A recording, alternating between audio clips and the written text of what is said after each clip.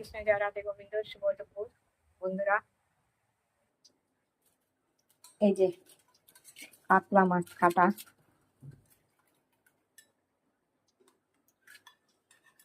নুন, হলুদ, কাঁচা লঙ্কা,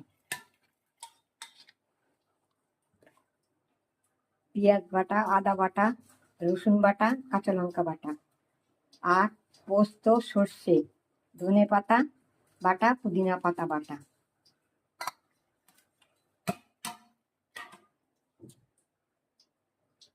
এখানে ধনের গুঁড়ো, জিরের গুঁড়ো, কাশ্মীর লঙ্কার গুঁড়ো, টক দই, আর ধনের গুঁড়ো, জিরের গুঁড়ো, কাশ্মীর লঙ্কার গুঁড়ো, টমেটো ঘষা। এবারে তেল, এবারে ভালো করে মেখে নিয়ে এই কড়াইতে জল বসিয়ে দিয়েছি, এর মধ্যে বসিয়ে দেবো। সব মাখা হয়ে গেছে, এর উপরে আর একটু কাঁচা তেল দিয়ে দেবো।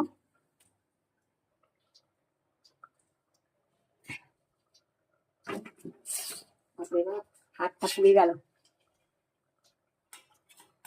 এবারে উপরে আর একটা ঢাকা দিয়ে দেবো। চলো 20 মিনিট 25 মিনিট ভাপে এটা হবে কাতলা মাছ ভাপা। এই যে আমার হয়ে গেছে কাতলা মাছ দই পোস্ত ভাপা।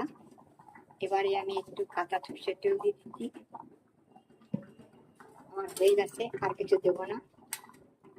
20-25 মিনিট হয়ে গেছে, 25 মিনিটের বেশি হয়ে গেছে কাতলা মাছ দই পোস্ত ভাপা। আরে বাবা যাচ্ছি। এবারে আমি নামিয়ে রাখছি, এরপরে কাঁচা তেল ছড়িয়ে দিয়েছি। এটা হয়ে গেছে, গ্যাস বন্ধ করে দিয়েছিলাম, হ্যাঁ, দিয়ে ঢাকা দিয়ে গেছে। এবার নামিয়ে দিচ্ছি। আমার হয়ে গেছে কাতলা মাছ দই পোস্ত ভাপা। একটু সর্ষের তেল, কাঁচা সর্ষের তেল দিয়েছিলাম, দিয়ে ঢাকা দিয়ে রেখে দিয়েছিলাম গ্যাস বন্ধ করে। না